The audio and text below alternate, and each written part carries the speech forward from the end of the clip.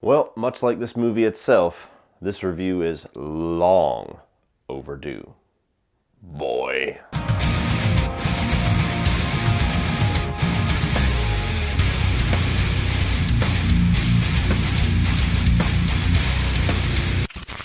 What's up, everybody, and welcome to the long-delayed final chapter of my Phantasm review series. First and foremost, I gotta apologize to all of my Phantasm fans, all my fellow brothers out there that love this franchise, at how long and drawn out and sporadic this review series has been. It was not my intention. Without throwing stones, there was another party involved that definitely didn't help things being dragged out a lot, especially this last one. But here we are, nonetheless, at the end. One final review, and then tomorrow the Phantasm ranking will debut alongside my buddy Sean Chandler, who's going to be wrapping up this series with me with his ranking. And this is all first-time viewings for him, so that should be kind of fun to see how it started out when my intention with this, where a longtime fan like myself, my thoughts alongside a first-time viewer. Sean's going to help me bring that in, so keep your eyes peeled for that tomorrow. But here we are to talk about the fifth and final Phantasm movie, Phantasm RaVager. Now, I've already reviewed this film very early in my YouTube career. Within my first couple of months, this movie dropped and I did a review on it. I think it was the second movie ever that I gave a fuck this movie to. So, was not a fan of this one. There was about an 18-year gap between Phantasm Oblivion and Phantasm RaVager. It had been teased and talked about, and you heard rumors online for years and years and years and years and years. And when this movie finally debuted, I could not have been more disappointed with what the final product and what the ending of this franchise that I've been a fan of my entire life turned out to be.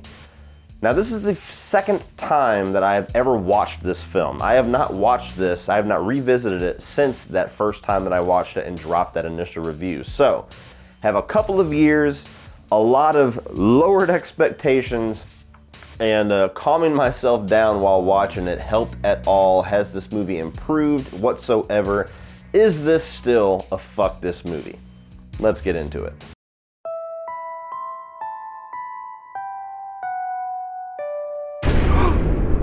So starting off with the positives for Phantasm RaVager, and I will say I don't think I had any positives, or I was definitely stretching to find some in the initial review, so maybe this is going to be brand new.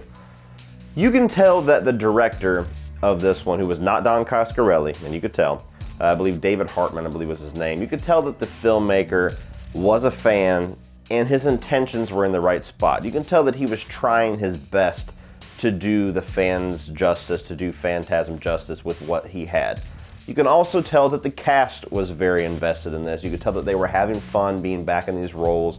They were having fun being back together again, and that their heart was in the right place as well. So if you're somebody that is enough of a fan of this franchise to where just having everybody back together again can bring enough charm and enough of a smile to your face where you can forgive a movie like this for a lot of faults, as long as they get that part of it right, the initial dynamic of these characters and the brothers and Reggie, and that's here. For the most part, it's here. I also think that the opening 10 minutes or so with Reggie, where he, it starts off with him in the desert and he has to reclaim his Hemi-Cuda, and then even though the special effects aren't too good, which I'll get into, the little chase with the two sentinels where he has to shoot them while he's inside of the car, I think that whole action sequence is actually pretty decent too. And I also like at the very end of the movie how they kind of decked out the Hemi-Cuda to have like rotary guns and it's armored out, kind of like Mad Max. I thought that was pretty cool too. I'm kind of surprised that they haven't done that earlier in this franchise for as post-apocalyptic as it's gotten.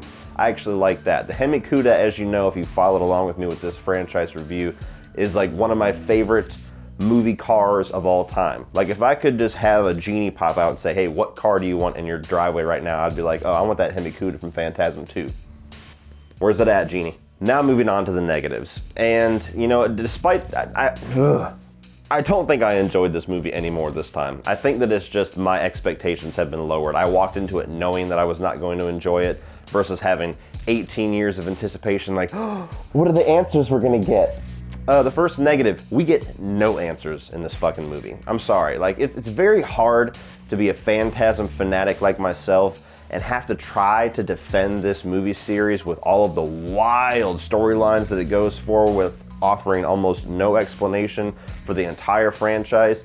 to finally get to the ending of the franchise and have not only no answers to the previous films, but just more questions. It's very hard to be a fan and defend this series against people that are like, hey, so explain this. I mean, there's so many questions that you have from all four of the previous movies about, like, you know, some of the origins of the Tall Man have been explored in Part 4, but, you know, explaining how exactly he got to be the Tall Man, what his overall plan is, how does he keep, you know, rekindling himself over and over, which they'll touch on here and there, you know, how does some characters die in some movies and then they're alive in other movies? Are we all dreaming the entire time? Is it multiple dimensions? Is it ever going to be solved whatsoever? Fuck if I know. I mean, if they ever make a Phantasm 6, maybe they'll explain it, but is this the end of the franchise? Nope, we're not getting those answers. And not only that, they introduce so many other questions with the storyline of this movie, which is like somewhat pointing it to being a dream, or somewhat pointing it to being inside of a demented, or a dementia Reggie's head, to where he's like making all of it up, or is it all real? It's like 3 different storylines going on at once, where you have post-apocalyptic end of the world Reggie, you have the Reggie from the end of Phantasm 4, and then you have old man in a nursing home Reggie, where everything is supposed to be in his mind. And I guess the movie is trying to point it to where, oh, the whole franchise was just in Reggie's head by some of the things that happen in the end of the movie. And it's so unclear that I don't even know if that's their answer. Like, is that the answer? Because that answer sucks. And if that's not the answer, what the fuck's the answer? Second negative is that, my God, people, there is a such thing as low-budget filmmaking, and then there's no-budget filmmaking, which is what this movie had. Now, okay, can't fault the filmmaker a lot for them not giving him a whole lot of money. Of course, this is not going to be a blockbuster. Of course, they're not going to have a whole lot of interest in pumping a lot of money into a movie that hasn't been around for 18 years. But if you don't have the budget to do certain things, don't have the ambition to go ahead and try to do it anyway. There are so many computer-generated shots in this movie and sequences that are all green screen, and it looks fucking terrible. There's some CGI shots in the Phantasm franchise, but for the most part, it's low-budget, practical stuff. When you get into this, even the Sentinels are digital, and you can tell. Like, the whole Mars world is all digital, and you can tell. Even the Tall Man is digital in spots, which I guess is probably because Angus Scrimm couldn't do a whole lot of acting at the time because he died right after doing the performance for this. But so much of this movie is computer generated, and it looks god-awful. And it just goes back to the creative filmmaking of the low-budget films in horror history back in the 70s and 80s. If you don't have the budget for it, get fucking creative. The way that they tell the storyline is all over the place too. So if you don't know the history of this movie, it really just started off as a couple of Phantasm shorts. You had David Hartman, who was trying to put together these little short films because he was a fan. Don Coscarelli was helping along with it. Obviously the actors were on board for it. And then he had done so much that eventually Don Coscarelli was like, fuck it, let's just make Phantasm 5. You're the director, let's go. And so they just kind of stitched together all the shorts that they had already made and filmed some extra stuff and wove it together into this movie. And it's a giant, incomprehensible mess because of all of that. You can tell that the budget goes up and down through different sequences and different parts of the film. You can tell that they had different ideas that they just had to shove together and try to make sense of it into one film and failed miserably. Storytelling, guys. Phantasm. If you don't have storytelling, you pretty much got nothing. And my final jab that I'm going to take at Phantasm RaVager is the easy jab to take, and it is unfortunate, but yeah, the acting is not very good in this movie at all. Even from the actors that are seasoned in these roles, you definitely see the step down in not only their drive to do something good, but how they were directed. Like, I love Reggie Bannister to death, but certain sequences are just cringeworthy with him trying to be funny. The other actors, I mean, like, you get Jody, he's never been very good. He was great in the first film, I think, but every time he just showed up after that, he wasn't the best actor.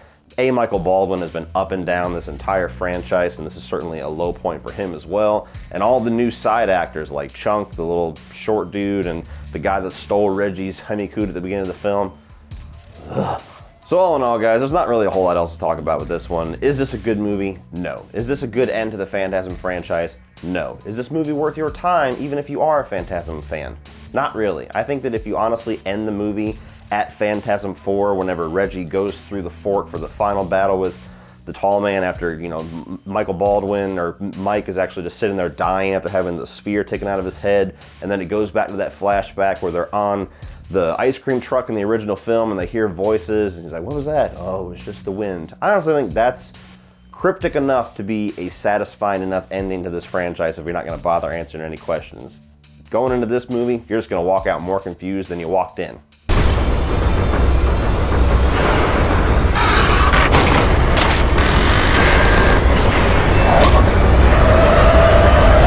So unfortunately, time has not healed a whole lot of wounds as far as this movie is concerned with me. I'm not as angry about it, but I'm still not satisfied one bit with Phantasm RaVager, and I do not recommend it to anybody, even longtime veteran fans of this franchise. And still, gotta say, fuck this movie.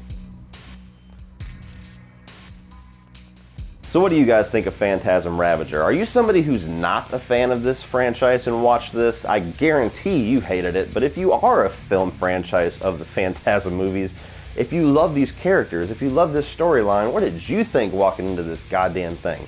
Tell me down below. And if you are a fan of it and like the way that it ended, please give me your explanation down below. How do you interpret this thing? Ugh, it just pains me to talk about this. I want to walk through the dimension fork and just find a better ending to this franchise. That's my goal for life right now. So anyway, guys, thank you for watching. Thank you for hanging in with this Phantasm review series. Keep your eyes peeled tomorrow for the Phantasm ranking on this channel and over at Sean Chandler Talks About. I'll provide a link in my ranking if you don't already subscribe to his channel, but you should. Please like and share this video. Hit that subscribe button on the way out if you're not a subscriber to me. And as always, opinions are like assholes, but that doesn't mean that you have to be.